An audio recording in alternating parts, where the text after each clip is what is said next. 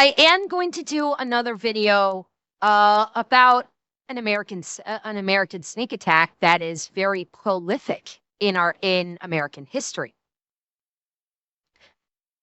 Chat, it's time for Fat Electrician and the crossing of the Delaware River. Oh yes, we're talking about the Christmas attack during the Revolutionary War. Are we ready for this one? I think this is going to be a good little lateral shift. It's going to be a long one, but that's okay. Not too long, though. But it's going to be nice, so let's fucking go. Ah, yes, my favorite Christmas story. Today we're talking about George Washington crossing the Delaware. Yes, like the painting. We've all seen the painting. We've all seen the internet memes like America will cross a frozen river on Christmas to kill you in your sleep. Haha, that's funny. What's not funny is the fact that everybody knows the painting, but almost nobody knows the full story. It's a metaphor. I get it.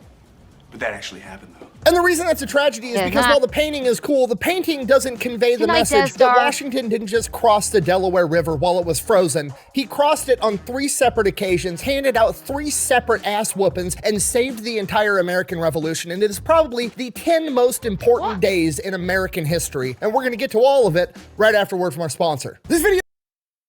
Okay, I was going to say, I was going to move because I thought it would have been delete me, but it's not delete me. It's brought to you by Supremacy World War III, a free online military strategy game where you can play against other people. You can pick your country and then go to war with the rest of the world, or they have America only mode where you can pick a state inside the United States and go to war with all of the other states, which is usually what I like to do. I like to play Iowa because I'm from Iowa, and then I like to attack Minnesota. For obvious reasons. Banter.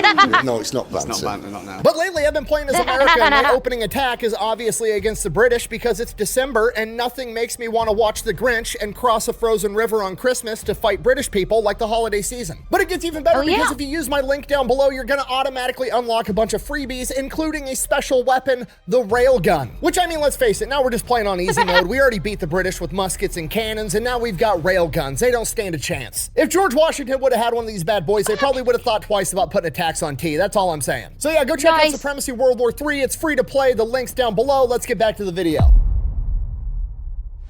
Our story begins in December of 1776. George Washington is currently leading the Continental Army, and things are not going well. They have suffered loss after loss after loss at the hands of the British. They've lost New York, they've lost Long Island, they've lost Fort Washington, they've lost Fort Lee, and they are now being driven out of New Jersey. All that remains of the Continental Army at this point is about 2,400 men. They are beat up, they are freezing, they are starving, and they've lost almost all of their supplies in their previous losses, and they are now being forced to retreat across the Delaware River into Pennsylvania to desperately try to stop the British from taking Philadelphia. And if that wasn't bad enough, the army is about to not exist because on December 30th at midnight, all of the enlistments for all of the men in the Continental Army expire, and most of them are probably going to go home because they're tired of getting their asses kicked, which means the American Revolution is going to dissolve and it's game over. We remain British forever. Well, that sounds terrible. It is terrible. And the British realize this, so they decide they're not going to attack Philadelphia. They decide it's the 4th quarter, they're up by 100 points. They're just going to take a knee, let the clock run out, and win the game. There's no reason for them to march south, have one last fight with Washington, and take Philadelphia because the American Revolution is dying just fine on its own. So the top British generals, General Howe and General Cornwallis, order their men to go into winter quarters. General Cornwallis makes plans to go back home to Britain to spend winter with his wife, and General Howe is going to go up to New England and spend winter with his mistress. Okay, the British, obviously the bad guys in the story, but you got to give it to them. That's a brilliant plan, right? You get to go home, be warm, get a piece of ass, and still win.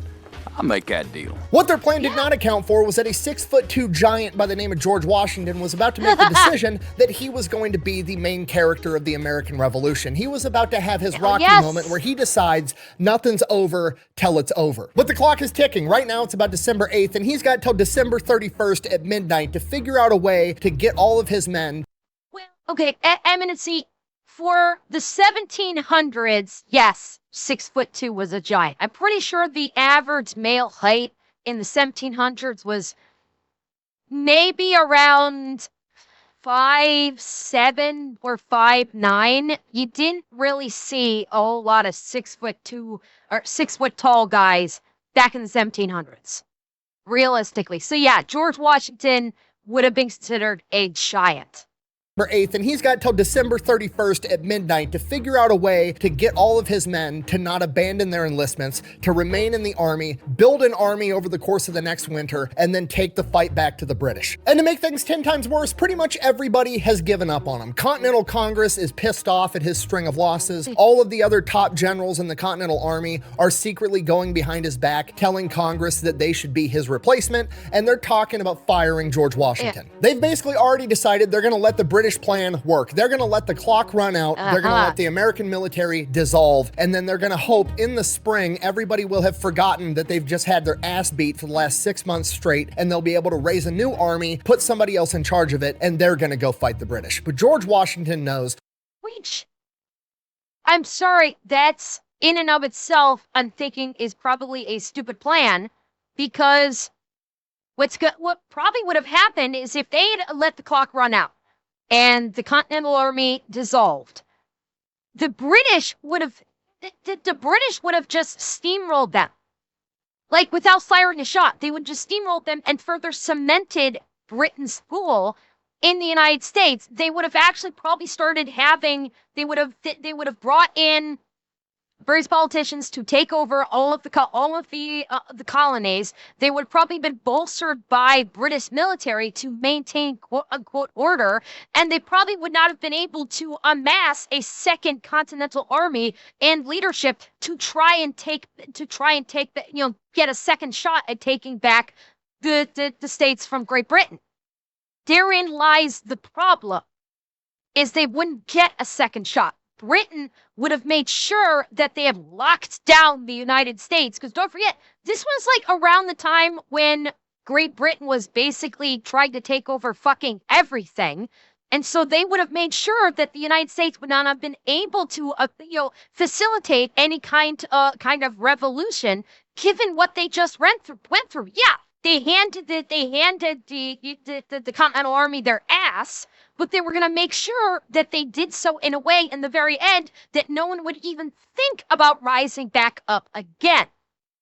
So that plan by the Continental Congress of to let the clock run out and then they'll try again, they'll just rebuild the army, wouldn't probably work.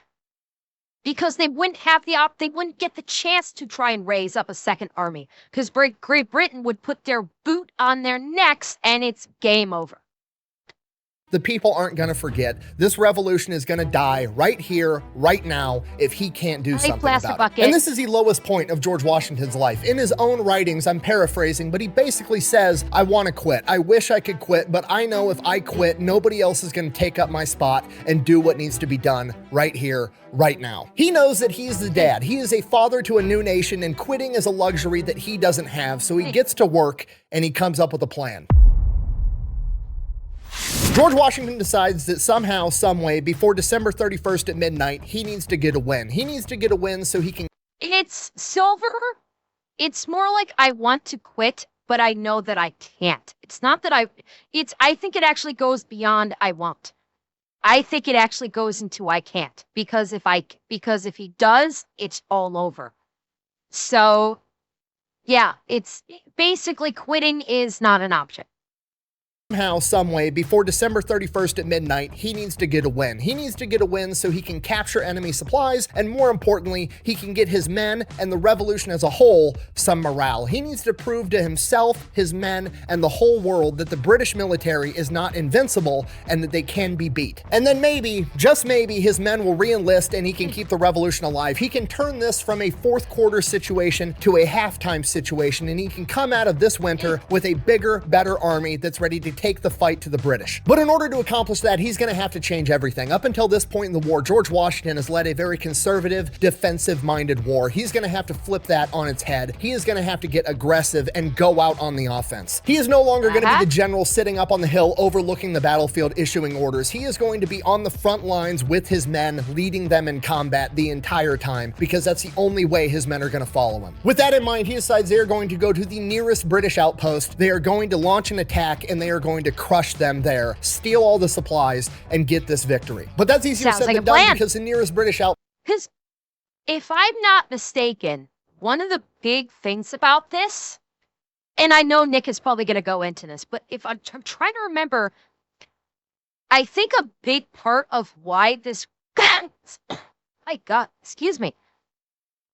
A big part of this if I'm remembering my history correctly, a big part of why this worked is because the Continental Army did not exactly have great winter gear. And hence why they were so freaking cold. Whereas the British did.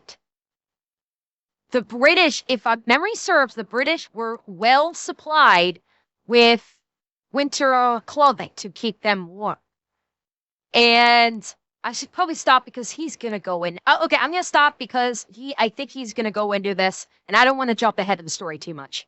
Post is a town called Trenton in New Jersey, so they're going to have to recross the Delaware River when it's borderline frozen in winter when the men are already freezing, starving, and beat up. So the journey alone is a humongous ask, and even if they can make it to Trenton, once they get there, the problem only gets worse because it's occupied by 1,500 Hessians. And the Hessians are German mercenaries hired by the British. They are basically the Blackwater of their day. They are the world's premier soldiers for hire. They are in every way professionals and good ones at that. The Continental Army, on the other hand, is a bunch of average Joes that picked up muskets one day. They don't know how to march, they don't know how to fight that great, but they're willing to fight. It is quite literally pros versus Joes, and to make things worse, the Joes are freezing, starving, and low on supplies, and the Hessian pros are not. They are the exact opposite. This is borderline impossible. If they're gonna pull this off, they're gonna need a Christmas miracle, which is exactly why we're gonna attack on Christmas. We'll improvise. Just keep it kind of loosey-goosey.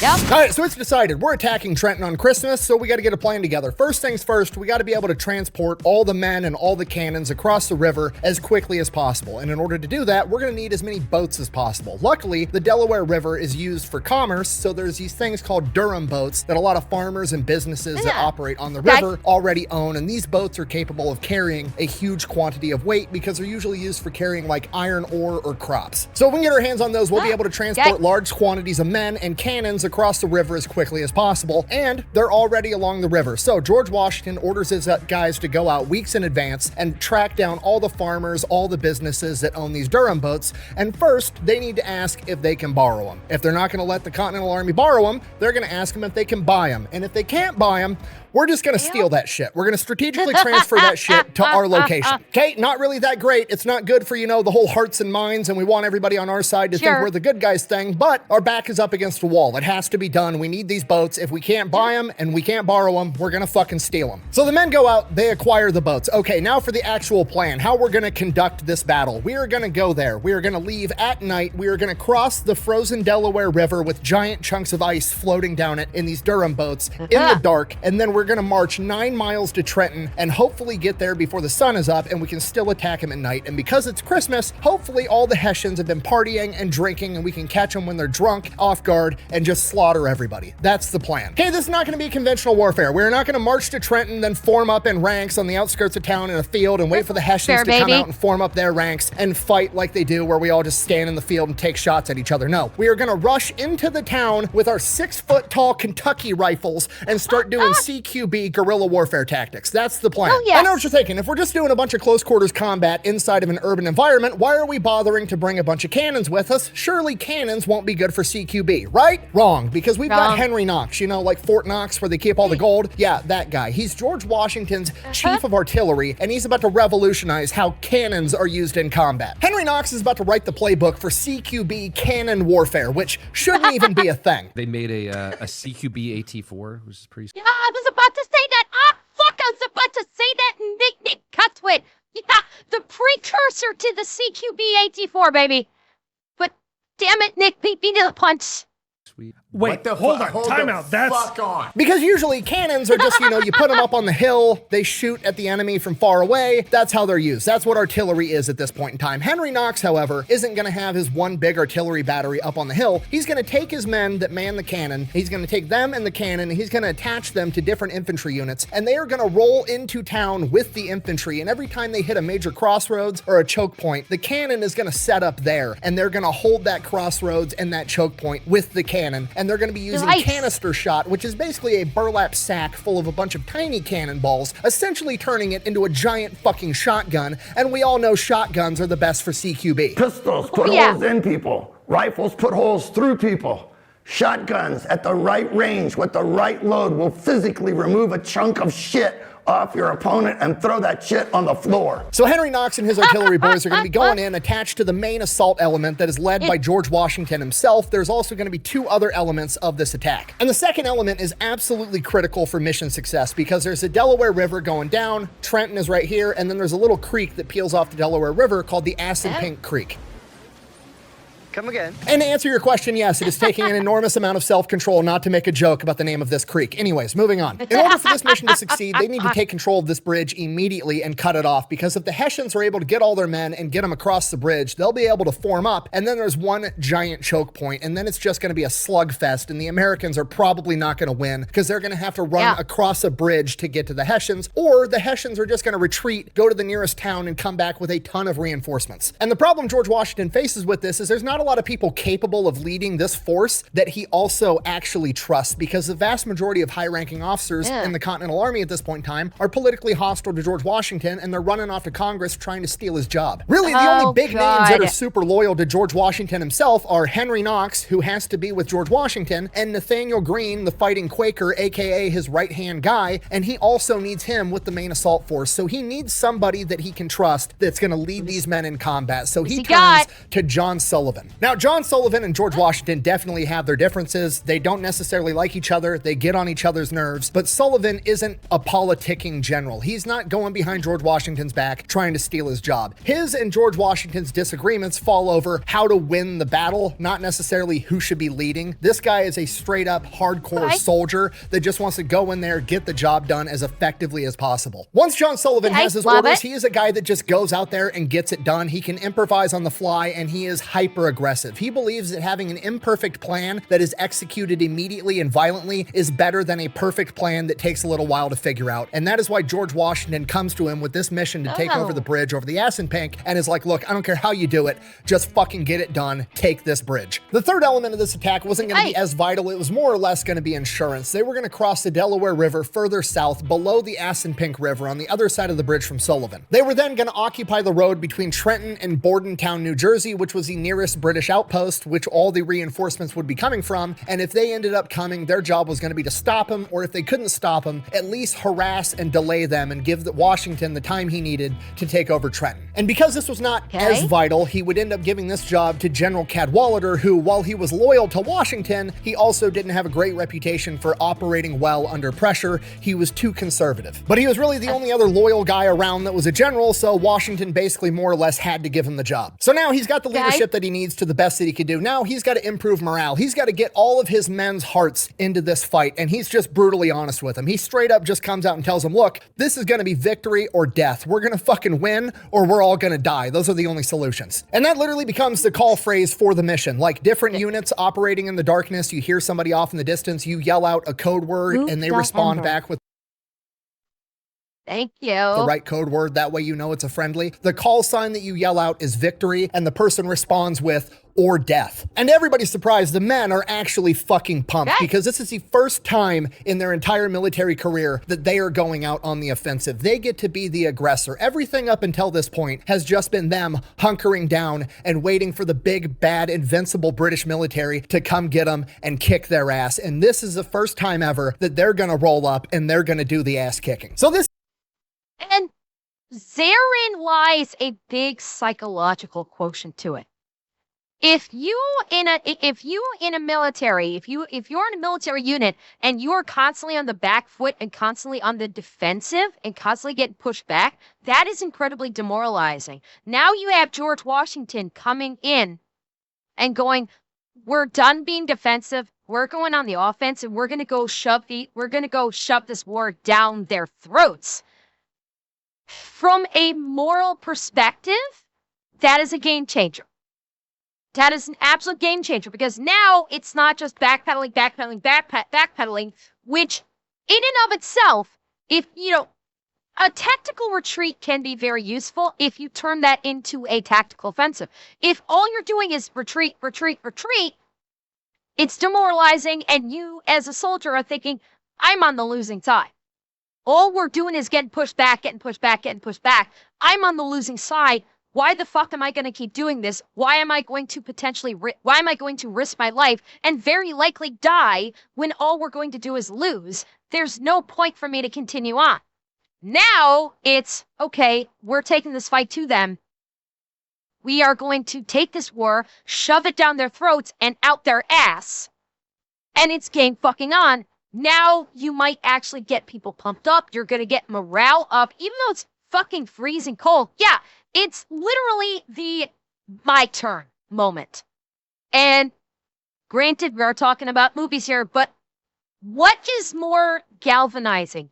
What pumps you up more than when you're just getting your ass kicked over, when you see the person getting their ass kicked over and over and over again, and you get that one moment, the final death blow punch is coming to the head, and then the hero catches it, looks the bad guy dead in the eye, and just says, "My turn."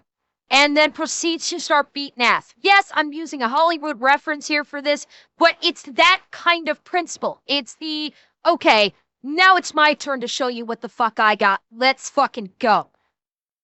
And that is a morale booster.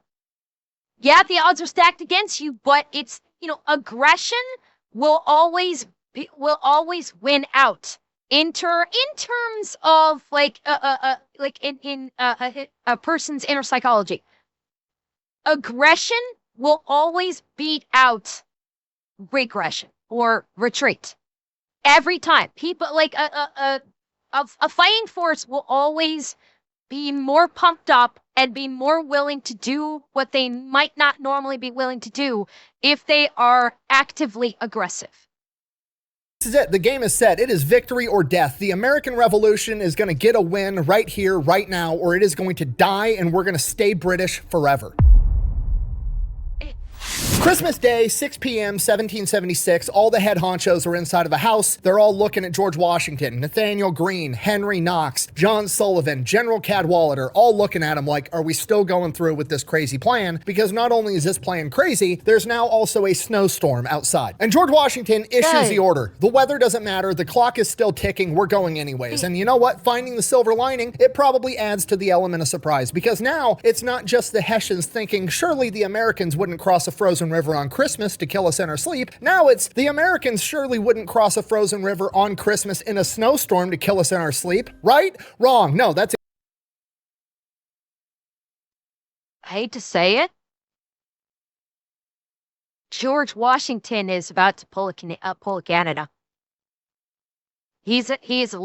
George Washington in 1776, almost 100 years before Wagner won, is pulling a Canada. He about to start doing some war crimes, baby. On Christmas.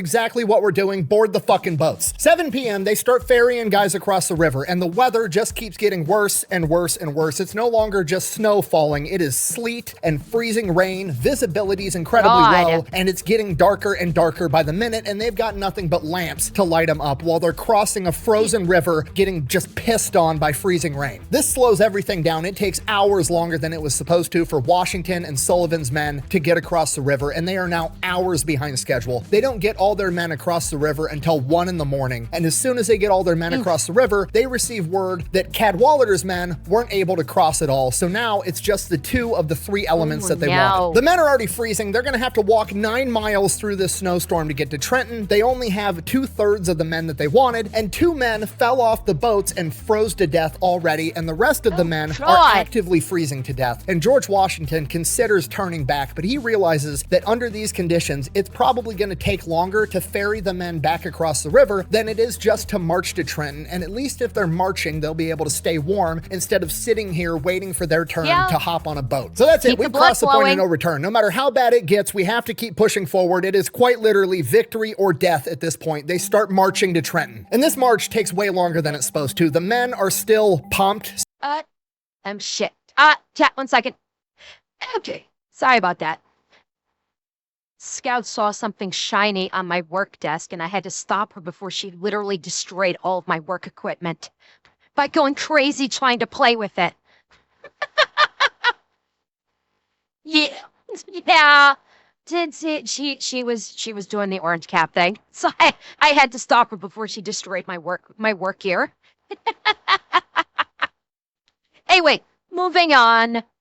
Spiritually, but physically, they are still starving, freezing. It's a snowstorm, it's dark, and all they have is lanterns leading the way. Obviously, Washington and Sullivan's men split up because they're taking different routes to attack different spots on the town. Sullivan winds up sending a runner over to George Washington and is like, hey, our men are completely soaked with this freezing rain. All of our black powder's wet. We're not going to be able to shoot people when we get there. To which Washington replies, then use bayonets. John Sullivan, king of just getting the job done anyways, is like, okay, Roger, take over the bridge with nothing but pointy sticks. You got it. They don't make it to Trenton until like 7:30 in the morning. The sun's already coming up. Everything is going wrong. God. They're missing one of their three elements. The black powder's wet. The sun is now up when they were supposed to attack at the dark, and the Hessians didn't go and get drunk the night before, and they're all just sleeping. The perfect plan that we had has crumbled. It no longer exists. The only thing we have now is immediate and violent execution of whatever we've got. Yeah, let's try some schoolyard bullshit. So the Americans just attack at 8 o'clock in the morning. There's very few guards out because, again, it's the day after Christmas and a snowstorm just ended. Surely the Americans aren't on their way, right? Wrong. All the guards get killed immediately. Henry Knox and his boys roll in there with cannons, set them up on the street. Everybody in town's been alerted for taking out the guards. Also, another point of fact here. Okay, they just killed the guards. They now have weapons. Strip the Hessians of their weapons and of their power, you now have firearms. Why not? Dump your firearms with the wet powder. Grab up theirs with the dry powder. You now have and grab their powder. You now have dry powder and functional weapons. Exactly. Now I have a musket. Ho ho ho.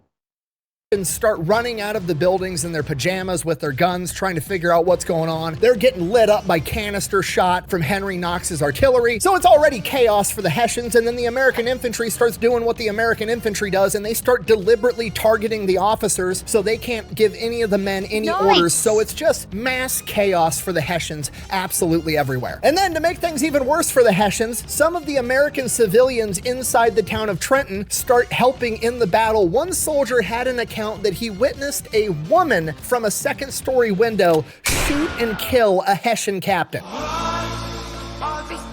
Which is just poetry, because American men don't engage in gentlemanly warfare, and American women definitely don't. Some of the Hessian troops wind up retreating across the bridge before Sullivan could take it, but ultimately he does wind up taking control of this bridge at about 8:30. So we are 30 minutes into this battle. America's already taken the bridge. They're kicking ass, and Colonel Rahl, the Hessian commander, is just now getting out of his quarters. They went and woke him up the second the attack started, but he had to go and get his uniform on and get his powdered wig because he's got to go win in style. So he comes out, and it's just complete chaos. Men are scattered everywhere. All of his officers are fucking dead. He hops on his horse and starts rallying his men to this apple orchard right outside of town. So Colonel Rahl's out there on horseback yelling orders. He's getting all of his men to this apple orchard, gets most of them there, starts getting them formed up. And then some random American, some fucking farm kid with a Kentucky rifle notices, oh look, a guy on horseback with a bunch of fancy shit on his outfit and a powdered wig.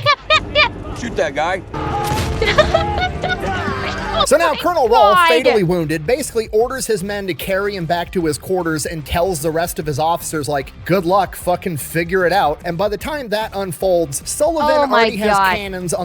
And there, remember, we're talking about mercs. They've, the Americans have just killed all the officers. They just killed their head officer.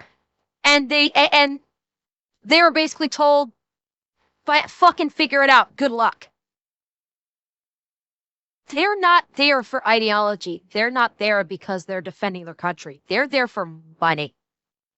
And they just lost their entire chain of command, who may have been responsible for divvying out that money. What do you think that they're going to be all that aggressive about this? Huh? Good luck, fucking figure it out. And by the time that unfolds, Sullivan already has cannons on the other side of the Assunpink River pointed at them on the apple orchard. Henry Knox has all the cannons moved around them on the other side, and it's just all the Hessians standing in the middle surrounded by cannons and Americans, and they're forced to surrender. When it was all said and done, 22 Hessians had been killed, 83 had been wounded, and they captured 900. The rest of them managed to escape across the bridge before Sullivan took it over. And the Americans, the untrained, undisciplined, inferior fighting force, managed to suffer, let me check my notes, fucking 0 casualties. Okay, Boy, doesn't that sound topically familiar? The Americans basically go into a strike force, rapid response strike force, take out the opposing military army, and suffer 0 casualties?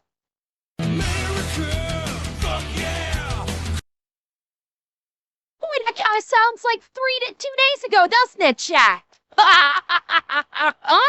Not picking up what I'm putting down. The Hessians' MVP player was the frozen Delaware River. It's the only thing that took out any Americans in this entire operation. And to most people, that's it. That's the story of the famous painting of Washington standing up on a boat crossing the frozen Delaware River on Christmas to kill his enemies. There's literally an entire 90-minute movie about this entire battle. It's like my favorite Christmas movie ever. It's called The Crossing, and this is where they end the story. But in reality, this is where the story begins. So while most people in the story there, and they're like, oh, America had their first victory at Trenton, hooray, the revolution is saved. No, that's not how reality works, okay? A bunch of Hessians escaped across the bridge, and they're gonna go tell the British, and now Cornwallis and General Howe aren't gonna be able to go home and get laid. They're gonna be super pissed off. They're gonna come back with a ton of men and crush George Washington. So while everybody else is celebrating because America just got their first victory, George Washington is like, grab the supplies, pack your shit up, we're heading back across the Delaware right now. And that's exactly what happens. The men are dog-ass tired. They've been up. And this is what I was talking about, is that they were able to grab all of the winter gear that the Hessians had. So once they get back across the Delaware, they can wear that nice warm winter gear and have the supplies that they didn't have before, which will bolster them up even further. All night. They just won a battle, but hey, George Washington says so. That's what we're going to do. They get all the supplies that they just captured. They pack all their shit up. They head back across the Delaware. At least now there's not a snowstorm going on. Okay, I think he's going to talk about it. So they get back. Now Washington has to handle the fact that the clock is still ticking. Like the enlistments still expire on December 31st at midnight, and now it's December 27th. And now Cornwallis, who's pissed off that he didn't get to go home for Britain for the winter and bang his wife, is marching towards them with 8,000 redcoats. And he's got like approximately 2,000-ish guys, and they all get to go home in 3 days. So if Cornwallis shows up and his army just dissolves overnight, he's not going to stand there with 8,000 guys and be like, oh, I guess we can all go home now. No, he's going to continue marching down to Philadelphia and squash the entire rebellion. If Washington can't figure out how to put up a defense right here, right now, it's still game over. So Washington forms up his men and delivers a speech, and he basically lays it out how it is. He's like, look, you guys can go home if you want. I can't stop you. But if you guys stay, give me 1 more month, I will get all of you a $10 bonus from Continental Congress. I will get you paid. And if you give me 1 more month, we can fight and keep this rebellion alive. Otherwise, we're never going to have another shot like this. They're going to absolutely crush us if you guys quit right now. So they stay. They're freezing. They're starving. They're beat up. They're exhausted. But they stay. And as news spreads that America just actually beat the invincible British military at Trenton, he starts getting some more reinforcements. Some more militias join under Washington. He gets some new recruits, and his troops go from 2,000 to approximately 4,000 men. It is now 4,000 untrained American colonials versus 8,000 redcoats under Cornwallis. The odds are getting better, but they're not looking that great. This is looking like America's gonna get its ass kicked again. This is quite literally, yet again, victory or death. They gotta figure out how to stop Cornwallis. And yet again, George Washington's back is up against the wall. He cannot decide whether or not he wants to take this fight. He has to take this fight. The only thing he can decide is where and how. So he decides they're going to go back to Trenton and they're going to set up all their defenses on the bridge and force the British army to cross that narrow choke point while the American army is firing at them. Okay, strategically, this is brilliant. Funnel your enemies into a narrow choke point, light them up with cannon fire. Okay, that's fantastic. Metaphorically, also brilliant, because if you're going to make your last stand, fight and die, there's no better place to do it than the Assunpink. Am I right? I tried so hard not to make that joke. I'm sorry. So that's it. That's the plan. Washington and his men recross the Delaware for a third time. They start digging trenches. They're getting the cannons set up. They are getting ready to make their last stand. And George Washington goes over to John Sullivan and is like, John, I need you to take your best guys. I need you to go up the road where Cornwallis is coming from. And I need you to just harass the shit out of him and slow him down as long as possible. Okay, on one hand, like why? Why does that matter? Why are we trying to slow him down? We're making our last stand. Like we might as well do it during the daylight. I don't want to fight at night. But also, this is John Sullivan, the guy that just takes orders and accomplishes a fucking mission. So he takes his men and he goes and he does just that. So Cornwallis is trying to march 8,000 redcoats down the road, and John Sullivan and his guys are just in the tree line taking pop shots at him the entire time. They launch an ambush. They dip. Wait. Hold up. Wasn't, no. Wasn't John, it's sort of come back to me, wasn't John Sullivan one of the historical figures that was the inspiration for Mel Gibson's character in The Patriot? No, wait. Yeah, I think it was The Patriot. Yeah, because the whole concept of Mel Gibson's character in The Patriot was he was an amalgamation of 3 different people. It was like three different people. Samuel Whitmore was one, Francis Marone was the other one. But was he the third? I thought it was 3 people, not 2. I thought. Maybe I'm mistaken. Maybe I'm thinking incorrectly about what was said about how his character is created. I thought it was 3. Yeah. So I'm wondering if it was him. So Cornwallis is trying to march 8,000 redcoats down the road, and John Sullivan and his guys are just in the tree line taking pop shots at him.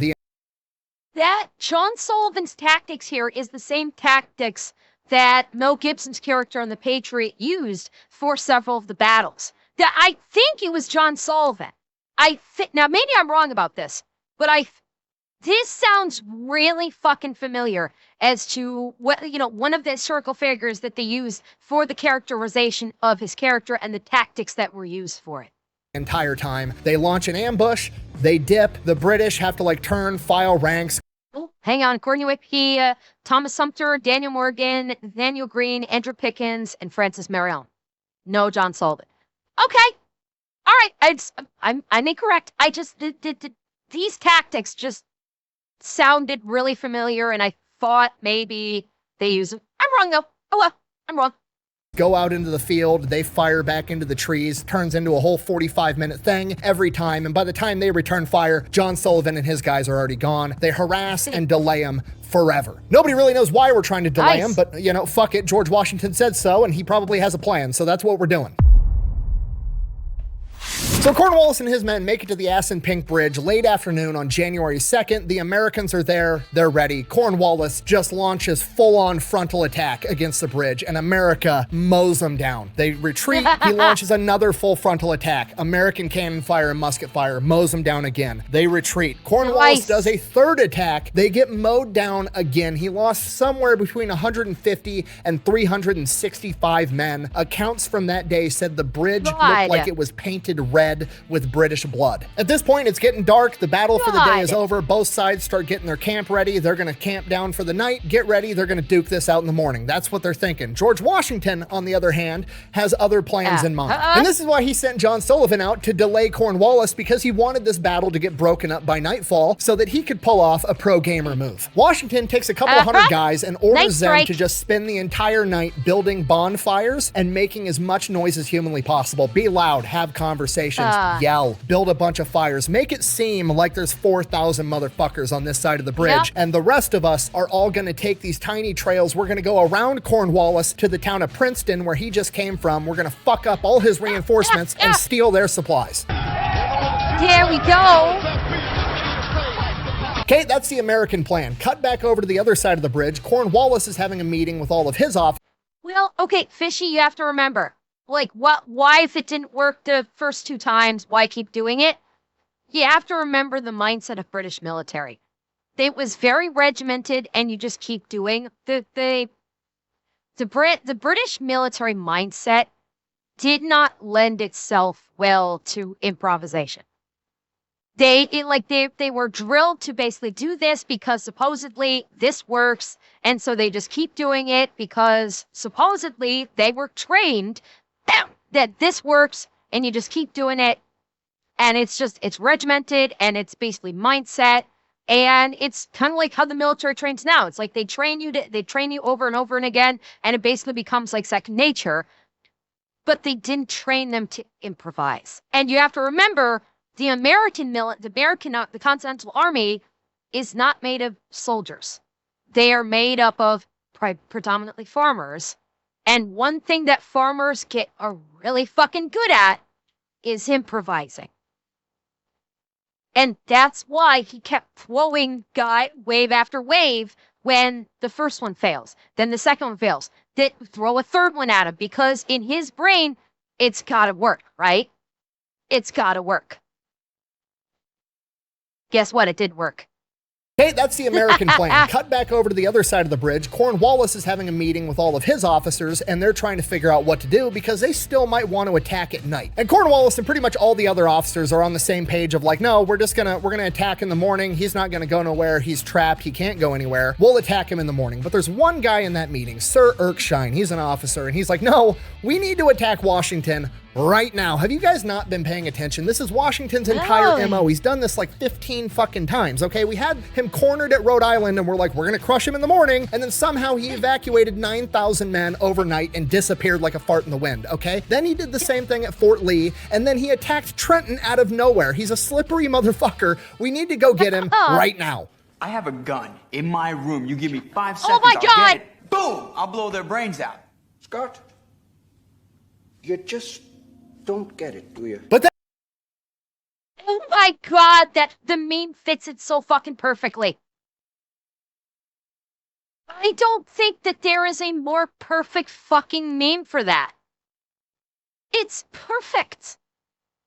And Sir Erskine kind of looks like an asshole because when they look across the river, there's just more and more fireplaces popping up all over the place. And that's when Cornwallis says, we'll go over and bag him in the morning. Washington and his men start marching 12 miles around them to head up to Princeton. Yes, like the college. This is where the college is. They're going to attack Princeton University. They march all night long. When the sun's coming up, they're approaching Princeton. Cut back over to the British. Cornwallis and his boys wake up. They go over there, and it's just a bunch of dead fire pits everywhere. There's not an American in sight.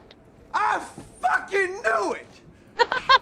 Oh! Cutting back over to the Americans, as they're approaching Princeton, there's 2 roads going in and out, right? And the Americans are on one road, and there's 1,200 British reinforcements on the other road, and they're literally passing each other as America's entering Princeton, and they just kind of turn and look, and the fight breaks out right there. From here, it just turns into a giant shit show, right? They were marching on a road. They're not in battle formations. You've got John Sullivan and his men, and then Cadwalader and his men leading the way up front, and then George Washington's behind him. So John Sullivan and Cadwalader's men are the ones that engage first, and after a little while, the British start getting the better of Cadwalader's men, and they're breaking apart the 2 formations that John Sullivan and Cadwalader had set up, and they're about to split them in 2, break the line, and crush the American forces. At this point, George Washington, leading from the front, rides in on his horse into the break in the American line and starts waving his men into battle to charge. And right as he gets out in the open and everybody sees, holy shit, that's George Washington, the British open up with a volley and just cover the entire battlefield in smoke, and George Washington disappears from eye view, and everybody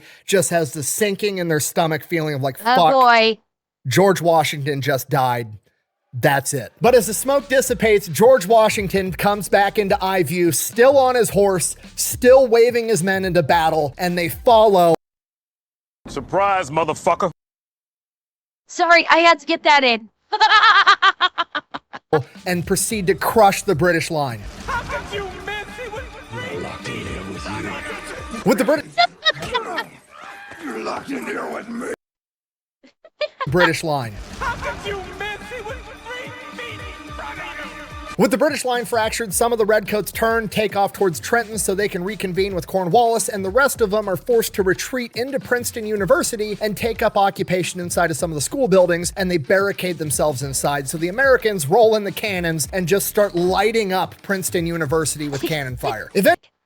Okay, that's just funny on multiple levels.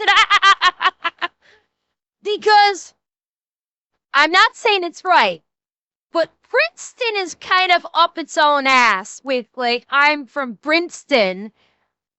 And I'm pretty sure, metaphorically speaking, the idea of lighting up Princeton is a rather attractive prospect.